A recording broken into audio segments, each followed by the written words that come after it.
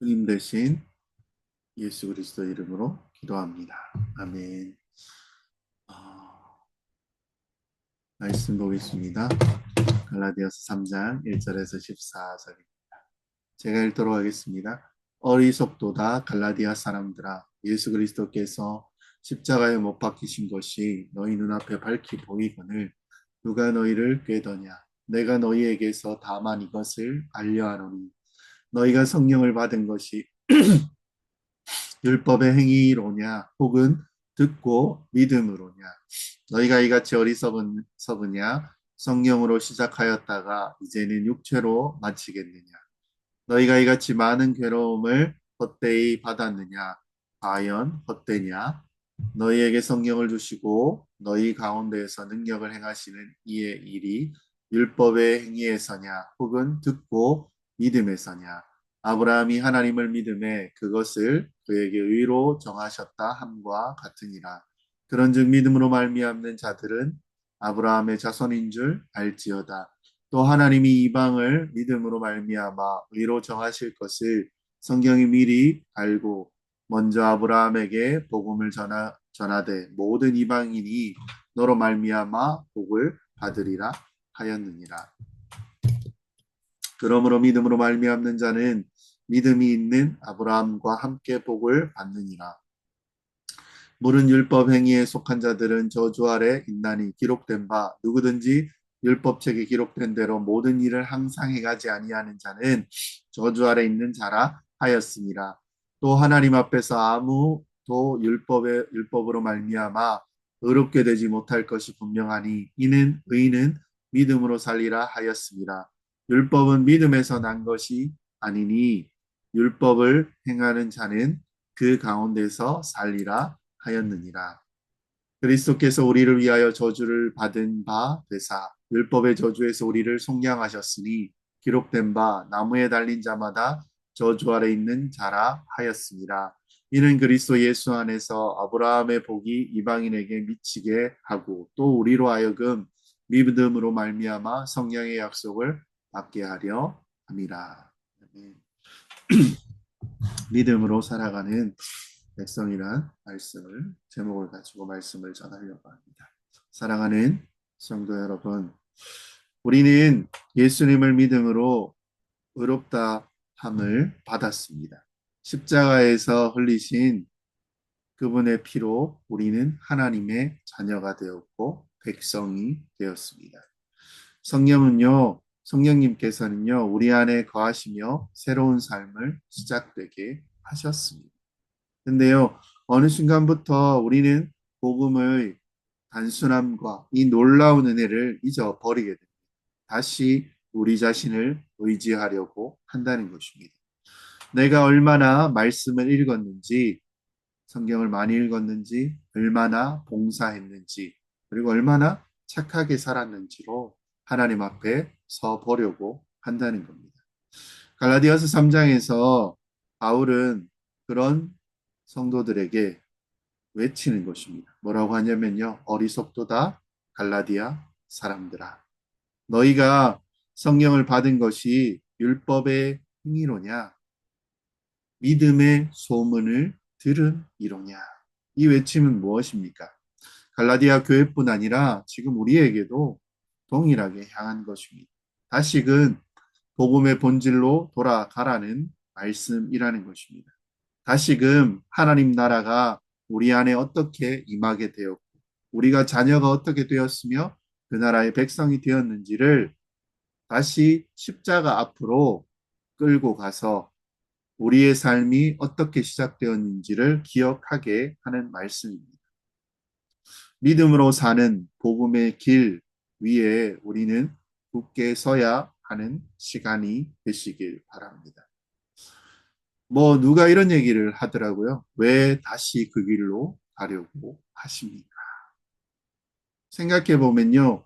우리가 길을 잃고 깊은 산속에서 헤매다가 구조 헬기를 통해 가까스로 구출이 되었습니다. 근데요, 그 헬기는 우리가 스스로 걸어 나올 수 없는 험한 절벽과 어두운 밤길을 넘어서 우리가 가장 안전한 이렇게 피할 수 있는 곳으로 데려다 주었습니다. 근데 또 얼마 지나지 않아서 여러분이 다시 그 산으로 들어가서 이제는 나 혼자 빠져나올 수 있을 것 같아 라며 같은 절벽을 타고 또 올라가기 시작합니까? 이 모습을 본 사람들은 뭐라고 이야기하겠습니까? 대체 왜 다시 그 길로 가려고 하십니까? 바울이 이야기합니다. 갈라디아 교인이여, 왜 그 길로 다시 가려고 하느냐? 3장 3절에 13절에 3장 3절에 보면 이렇게 이야기합니다.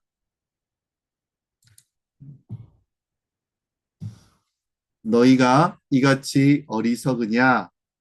성령으로 시작하였다가 이제는 육체로 마치겠느냐라고 이야기합니다. 바울은요, 복음으로 자유하게 된 성도들이 다시금 율법으로 다시 돌아가 자신을 증명하려 드는 하나님 앞에 그 모습을 안타까워합니다. 복음은 시작점이 아니라 전 삶의 기초이고 중심이라는 것입니다. 믿는 자들의. 예수를 믿는 순간뿐만 아니라 오늘도 예수님의 십자가만이 나를 은혜로 살게 하고 나를 자라게 하고 또 나를 온전케 합니다. 오늘 우리는요, 나는 지금 이 복음 위에 서 있는가? 나는 성령으로 지금 살아가는가? 아니면 인간적인 힘으로 다시 돌아가고 있는가? 이 질문을 물어보고자 하는 본문입니다. 그리고 무엇보다도요, 그리스도의 십자가가 가져온 참된 하나님 나라의 백성의 삶이 어떻게 우리가 살아가야 되는지를 다시 한번 살펴보고자 합니다. 믿음으로 시작돼서 하나님 나라의 백성으로 우리는 살아가는 삶을 삽니다. 그래서요, 3장 1절에 이렇게 이야기합니다. 어리석도다 갈라디아 사람들아, 예수 그리스도께서 십자가에 못 박히신 것이 너희 눈앞에 밝히 보이거늘 누가 너희를 꾀더냐. 단순한 감정적인 표현이 아닙니다. 복음의 본질이 흔들리고 있음을 경고하는 절규일 것입니다. 갈라디아 교회는요, 분명히 복음으로 시작했고요, 성령이 임했고요, 기쁨이 있었고, 복음 안에 자유가 있었습니다. 근데 율법주의자들이죠. 와서 이렇게 속삭이기 시작합니다. 믿음으로 시작한 건 좋아. 진짜 근데 하나님의 백성이 되려면 율법도 지켜야 해. 할례도 받아야 해. 율법의 규례에 따라야 하나님이 기뻐하시잖아. 예수님의 십자가만으로 부족하다라는 말입니다. 바울은 단호하게 외칩니다. 성령을 받은 것이 율법의 행위냐, 믿음으로 듣는 것이냐. 너희가 이처럼 어리석으냐? 성령으로 시작했다가 이제는 육체로 마치겠느냐. 이 말은 무엇입니까? 우리에게 던지는 큰 질문입니다. 내가 처음 은혜 받고 눈물로 예배를 드렸던 그 순간을 너희가 기억하니? 그때 하나님이 나 같은 죄인을 용서하시고 품어주신 것만으로 너희 충분했잖아. 근데 왜 자꾸 내가 뭘 더 해야 인정받을 수 있을까? 너희 고민하고 있니? 이것은요, 우리 안에 복음이 희미해질 때 나타나는 증상입니다. 복음은요, 믿음으로 시작해서 믿음으로 완성되는 것입니다. 근데 율법은 어떻습니까? 행위로 시작해서 행위로 보상받으려고 하는 길입니다.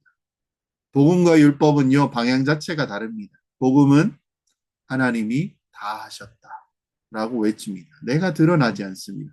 율법은 어떻습니까? 네가 얼마나 했는지 한번 보자 라고 묻는 것입니다. 하나님의 백성은 믿음으로 시작하여 믿음으로 살아간다라고 얘기했습니다. 우리가 성령을 받은 것도 특별한 경험을 한 것도 다 하나님의 은혜로 된 것이지 우리의 어떤 공로나 자격 때문이 아닙니다. 갈라디아 성도들에게 바울은요, 다시 복음의 출발점으로 돌아가라고 말하고 있습니다. 그리고 오늘 우리에게도 그 자리로 돌아오라고 말하고 있습니다. 복음으로 시작하셨습니까? 복음으로 계속 가십시오. 십자가로 시작했으니 십자가만 붙들고 끝까지 가시란 말입니다. 성령으로 시작했으니까요. 성령의 능력으로 그냥 살아가십시오. 오늘도 우리의 의는요. 십자가 외에는 없습니다. 우리의 자격은 오직 예수 그리스도 안에 있을 때만 그것이 가능하다는 것입니다. 아브라함의 복을 누리는 자는요. 율법의 자손이 아닙니다. 믿음의 자손이라는 것입니다. 아브라함을 언급하죠. 6절부터는 중요한 논리가 있습니다. 6절에 이렇게 이야기합니다. 아브라함이 하나님을 믿음에 그것을 그에게로 의로 정하셨다 함과 같으니라. 이 말씀 무엇입니까? 창세기 15장 6절입니다. 아브라함이 여호와를 믿으니 여호와께서 이를 그의 의로 여기시고. 아브라함이 할례 받지 않았고요. 율법도 없었습니다. 그 시점에서 하나님을 믿었기 때문에 의롭다 하심을 받은 것이다 라고 선언을 해버립니다. 이것은 무엇을 말합니까? 바울은요, 유대주의자들이 주장하는 그 율법을 지켜야만 한다라는 그것을 정면으로 반박하는 것입니다.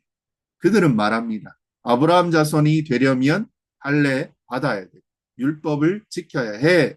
근데 바울은요, 진짜 아브라함 자손은 육체의 자손이 아니라 아브라함처럼 하나님을 믿는 자들이다. 하나님은요, 8절에 또 하나님은 이방을 믿음으로 말미암아 의로 정하실 것을 성경이 미리 알고 먼저 아브라함에게 복음을 전하되 모든 이방인이 너로 말미암아 복을 받으리라 하였느니라. 하나님은요, 오래전에 이방인들도 믿음으로 의롭게 하실 것을 계획하셨다는 것입니다. 하나님 나라는요, 그 백성들은요, 믿음의 공동체입니다.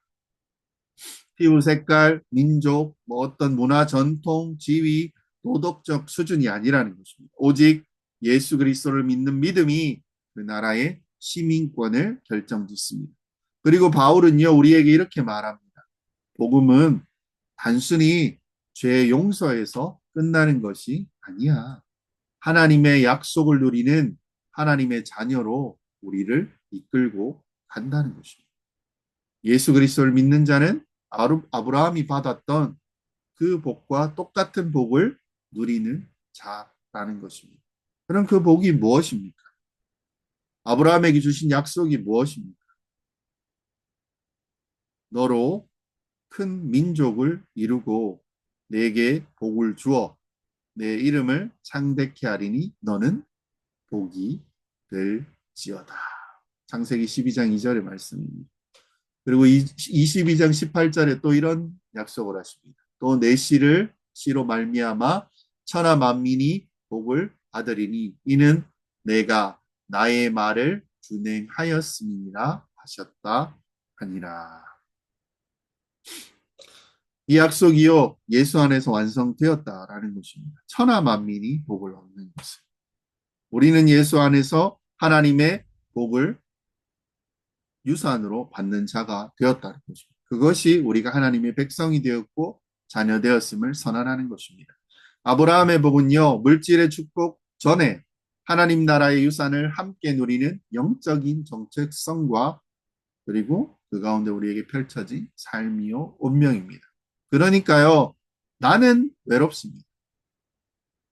근데요, 나는 혼자가 아닙니다. 나는 하나님 나라의 백성이라는 것입니다. 나는 작아 보여도요, 무가치하진 않습니다. 아브라함의 그 유산을 잇는 자라는 것입니다. 복의 근원이 되었습니다. 그리고 나는 연약합니다. 맨날 넘어지잖아요. 죄 짓고 실수하고. 근데 포기하지만 않으면 됩니다. 그래서 포기하지 않습니다. 왜요? 약속하신 분이 신실하시기 때문입니다. 하나님이 약속하셨기 때문에 우리는 그것을 붙들 수 있고 포기만 하지 않으면 우리는 모든 그 복을 얻을 수 있다라는 것입니다. 율법 아래 있는 자는 저주 아래 있는 자이고요. 그리스도 안에 있는 자는 자유 아래 있는 자임을 우리는 알고 나아갑니다. 바울은 10절에서 이렇게 이야기합니다. 무릇 율법의 행위에 속한 자들은 저주 아래 있나니 기록된 바 누구든지 율법에 기록된 대로 모든 일을 항상 행하지 아니하는 자는 저주 아래 있는 자 하였음이라. 왜 저주를 받는다고 이야기합니다. 율법의 모든 것을 완벽하게 지킬 것을 요구합니다. 기록된 바 누구든지 항상 모든 율법은요, 선하고 거룩한 하나님의 기준입니다. 근데요, 그 기준이 너무나 완전하고 높기 때문에 인간은 그것을 항상 전부 명확하게 지키지 못합니다. 율법의 단 하나라도 실패해도 심판이라는 말입니다. 율법의 완전함을 요구하기에 99.9%의 순종도 저주를 피하지 못합니다. 율법은 인간을 도와주는 구원의 사다리가 아닙니다. 인간이 절대 오를 수 없는 심판의 그 기준을 드러내는 것입니다. 이 말은 무엇입니까? 인간 스스로 구원받을 수는 없다라는 명확한 선언입니다. 율법 아래 있는 한은요, 인간은 항상 정죄받을 수밖에 없습니다. 그래서요, 복음밖에 없음을 이야기합니다. 의인은요, 믿음으로 말미암아 살리라라고 이야기하죠. 11절에 또 하나님 앞에 아무 율법으로 말미암아 의롭게 되지 못할 것이 분명하니 이는 의인은 믿음으로 말미암아 살리라 하였습니다. 율법으로 말미암아 의롭게 되지 못할 것이 분명하니라고 이야기합니다. 바울은요, 율법으로 아무 의롭다 하심을 받을 수 없다라고 선언합니다. 하박국에선 또 어떻게 이야기합니까? 보라, 그의 마음은 교만하여 그 속에서 정직하지 못하나 의인은 그의 믿음으로 말미암아 살리라라고 이야기합니다. 왜냐면요, 율법은 인간의 행위를 기준으로 평가를 합니다. 그런데 복음은 하나님의 은혜와 그리스도의 십자가를 기준으로 구원을 허락한다는 것입니다. 우리가 율법을 다 지켜서 구원받을 수 없다. 그리고 그것으로 받는 것이 아니다. 예수님이 율법을 완벽하게 지키시고 그것을 이루셨고 우리 대신 모든 죄의 대가를 다 받으셨기 때문에 우리가 구원받는 것이다 라고 이야기합니다. 예수님께서 대신 저주를 받으셨다는 것입니다. 13절에 이렇게 이야기를 하죠. 그리스도께서 우리를 위하여 저주를 받은 바 되사 율법의 저주에서 우리를 속량하셨으니 기록된 바 나무에 달린 자마다 저주 아래 있는 자라 하였습니다. 바울은요 복음의 핵심을 선포합니다. 우리는 율법을 지키지 못하여 다 저주 아래 있다. 근데 예수님이 십자가 위에 저주 받는 자가 되셨다. 그분이 우리의 자리에 서심으로 우리는 자유의 자리로 옮겨졌다라는 것입니다. 심판의 자리에 예수님이 서 있고 그 모든 죄의 형벌을 예수님께서 다 받으셔서 우리가 받을 형벌이 없다라는 것입니다. 그것이 현재만이 아니고 과거와 현재와 미래의 모든 죄까지 형벌을 예수님이 다 받으셨다는 것입니다. 십자가는 형벌의 자리입니다. 예수님은요, 그것을 형벌의 자리를 구속의 자리로 만드셨고, 속량, 노예로 죄에 매여 있던 우리를 해방의 자리로 바꾸셨다라는 것입니다. 이것이요, 하나님 나라의 복음입니다. 그리고 이것은요, 위대한 교환입니다. 우리가 예수님께 드릴 수 있는 것이 무엇입니까? 열심, 최선을 다함? 아닙니다. 우리가 드릴 수 있는 것은요, 우리의 죄밖에 없습니다.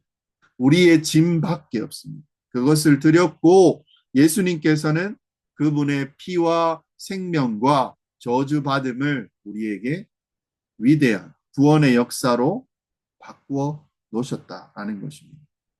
우리는 율법의 저주를 받아야만 합니다. 근데요, 예수님이 다 받으셨고 우리는 하나님의 복을 누릴 수밖에 없는 자가 되었습니다. 그래서 우리에게는 더 이상 율법이 아닌 성령의 약속이 주어졌다라는 것입니다. 이는요, 14절에 이는 그리스도 예수 안에서 아브라함의 복이 이방인에게 미치게 하고 또 우리로 하여금 믿음으로 말미암아 성령의 약속을 받게 하려 함이라. 어떤 저주입니까? 예수님이 받으셨던 저주. 신명기서 이렇게 이야기합니다. 그 시체를 나무 위에 밤새도록 두지 말고 그날에 장사하여 내 하나님 여호와께서 내게 기업으로 주시는 땅을 더럽히지 말라. 나무에 달린 자는 하나님께 저주를 받았습니다. 십자가는 나무입니다. 예수님은 하나님의 저주를 받은 것입니다. 그래서 유대 바리새인들은 그리고 제사장들은 선지자가 나무에 달렸으니까 저주를 받았고 저들은 더 이상 하나님과 상관없는 자임을 선언을 했습니다. 근데 그렇게 되었습니까? 거기가 우리의 구원의 자리이고 우리의 속량의 자리가 되었다라는 것입니다. 그리고요, 거기서 우리에게 새로운 법이 주어졌습니다. 외적인 율법을 지키는 것이 아니라 우리 안에 부어주신 성령의 인도와 통치입니다. 예수 그리스도 안에서 우리는 율법에서 그 형벌에서 해방이 되었습니다. 하나님의 자녀가 되었고 이제는 성령을 따라 하나님 나라의 삶을 누리는 삶을 살아가게 되었다라는 것입니다. 한번 볼까요? 율법 아래에서는 행위로 의롭다함을 받으려 하는 것이고 복음 아래에서는 믿음으로 의롭다함을 받았습니다. 그리고 완전한 순종을 요구하는 율법입니다. 예수님의 순종으로 우리는 충분함이 복음 아래입니다. 실패하면 저주, 실패해도 은혜로 충분히 용납이 되어집니다. 율법 아래에서는 심판과 정죄만 있습니다. 복음 아래에서는 자유와 생명이 있다는 것입니다. 율법은 무엇입니까? 우리가 행하는 외적인 기준입니다. 복음 아래에서는요, 우리 안에 거하시는 성령님이 라는 것입니다. 마무리하면요, 복음으로 시작하여 복음으로 완성된 하나님 나라의 백성으로 우리 살아가면 됩니다. 사랑하는 지체 여러분, 바울은요, 갈라디아 교인 그리고 우리에게 경고와 초대를 말하고 있습니다. 단순한 교리의 문제는 아닙니다. 삶의 중심에 너희가 무엇을 가지고 있느냐, 누구를 의지하고 있느냐에 대한 근본적인 질문입니다. 우리는 복음으로 시작한 자입니다. 성령께서 우리 안에 찾아오셨고 예수님의 십자가 앞에 서면 나는 죄인입니다. 나를 용서해 주세요 라고 울던 그 순간을 기억해야 합니다. 근데 시간이 지나면요, 복음에서 멀어져서 다시 율법적인 기준, 자기 자격, 다른 사람으로 비교하는 신앙생활으로 여러분 살아가고 있지 않으십니까? 바울은 계속 외칩니다. 뭐라고 할까요? 너희가 성령으로 시작하였거늘 이제 육체로 마치려고 하느냐. 사랑하는 지체 여러분, 하나님 나라의 백성은요, 시작도 복음, 끝도 복음입니다. 자격은요, 예수 그리스도께서 우리에게 주십니다. 우리의 능력은 예수 그리스도에게 주십니다. 우리가 완성되는 것도요, 예수님이 이루십니다. 율법은요, 우리를 정죄합니다. 복음은 우리를 자유케 합니다. 율법은 더해, 그걸로 부족해, 더해야 돼, 채찍질은 하지만요, 복음은 다 이루셨다 라고 외치는 주님의 음성으로 들려주십니다. 예수님은 율법의 저주를 우리 대신 받으셨고 우리를 속량하셨고 우리를 하나님의 자녀로 받아주셨고 성령을 보내주셨다는 거죠. 그러므로 우리는 이제 고백할 수 있어야 합니다. 나는 더 이상 율법 아래 있지 않습니다. 나는 예수님 안에서 아브라함의 복을 누리는 자입니다. 나는 성령을 따라 사는 하나님의 백성입니다. 라고 말할 수 있어야 합니다. 우리는 복음으로 시작했습니까? 우리는 예수님의 십자가의 은혜로 시작했죠. 언제부터인가 자격을 따지고 계시지 않습니까? 나 스스로 무언가 괜찮거나 다른 사람보다 나음을 증명하려고 하지 않습니까? 얼마나 내가 기도를 했고 얼마나 예배를 안 빠지고 잘 나왔고 얼마나 선하게 살았는지. 근데요, 날마다 물어야 될 게 있습니다. 내가 지금 복음 앞에 서 있는가? 그 자리가 죄 짓는 자리일 수도 있습니다. 근데 물어야 한다라는 것입니다. 율법의 기준이 아닌 복음으로 우리는 다른 사람을 바라보아야 합니다. 우리가 은혜를 받았죠. 근데요, 다른 사람을 정죄하며 비교하고 있지 않는지 우리를 돌아보아야 합니다. 성령으로 시작해서요, 인간의 판단으로 마무리하려는 것은 우리의 교만입니다. 미운 사람을 향해서 우리가 기도할 수 있냐라는 것을 우리에게 물으셔야 합니다. 그리고 하나님 나라의 자녀답게 자유하고 기쁘게 살아가야 합니다. 율법은 속박이고 복음은 자유입니다. 자유는 방종이 아닙니다. 책임이 다르죠. 근데요, 사랑과 기쁨으로 하나님과 함께 동행하는 삶입니다. 나는 아브라함의 자손이다. 나는 성령이 우리 안에 계시다. 정체성을 놓치지 마시라는 말입니다. 성령으로 시작하시고 성령으로 마무리하십시오. 예수로 시작하고 예수로 마무리하고 복음으로 시작하고 복음으로 마무리하고 십자가로 시작하고 십자가로 마무리하고 이 삶이요.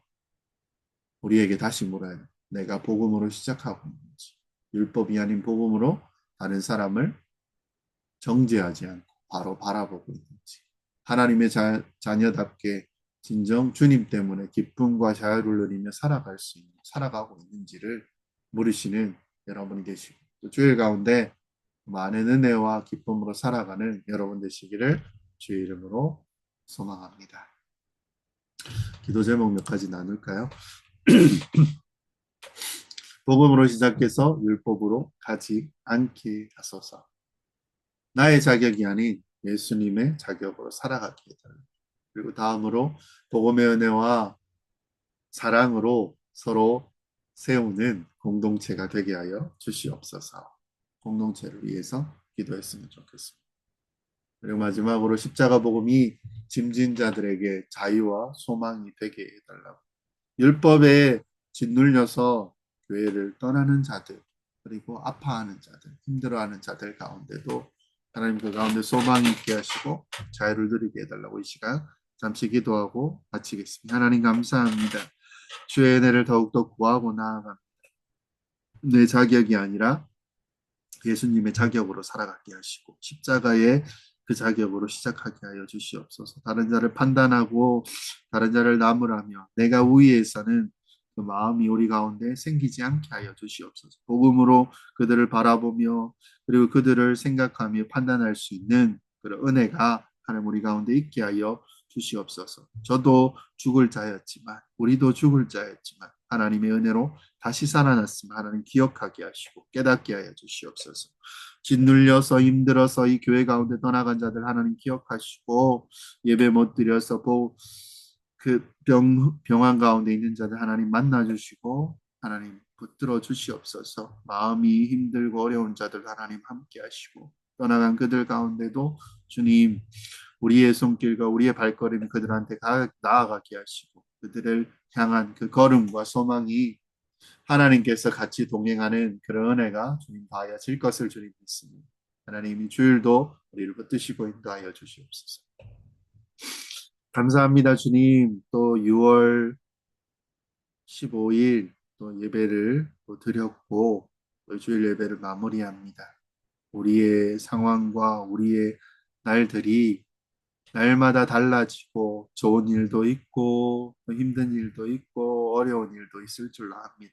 그 가운데서 우리가 그리스도의 십자가 복음을 의지해 어떤 상황과 환경 속에서도 하나님 주님을 의지함으로 그 복음의 은혜로 기뻐하며 즐거워하며 그리고 예수 그리스도에 있는 안에 있는 자로서 주님께서 공급하시는 그 능력과 풍성하신 그 힘이 우리 가운데 날마다 적용되어서 세상 어느 자리에 있든지 그리고 함께 있는 공동체 가운데에도 주님을 나누며 주님으로 기뻐할 수 있는 그런 우리 되게 하여 주시옵소서. 예수 그리스도를 통하여 우리가 살아가는 그 소망과 기대가 더 풍성한 공동체 되게 하시고 이 주일 가운데 은혜의 은혜를 하나님 더하여 주시옵소서. 한 주를 살아가는 가운데 주님의 은혜를 더 의지하고 그 능력을 붙들고 그 능력으로 하나님 살아가는 모든 성도들 주님 되게 하여 주실 것을 믿습니다. 연약한 지체들, 병 안에 있는 성도들 하나님 기억하시고 그들을 찾아가시고 만지시고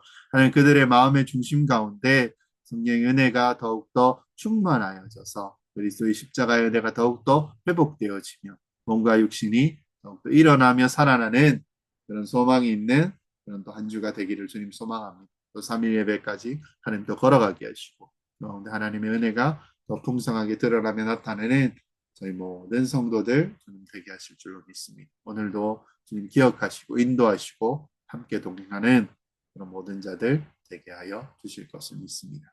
감사드립니다.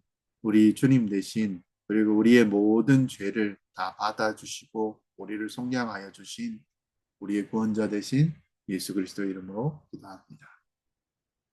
지금은 우리 주 예수 그리스도의 그 크신 은혜와 아버지 하나님의 그 사랑하심과 성령님의 교통하심이 그리스도의 십자가만을 바라보며 그것만 보여지는 그 복음만 붙들고 살아가기로 다짐하는 모든 성도들 머리 위에 이제로부터 영원까지 함께 있을지어다. 감사합니다. 주일 마무리합니다.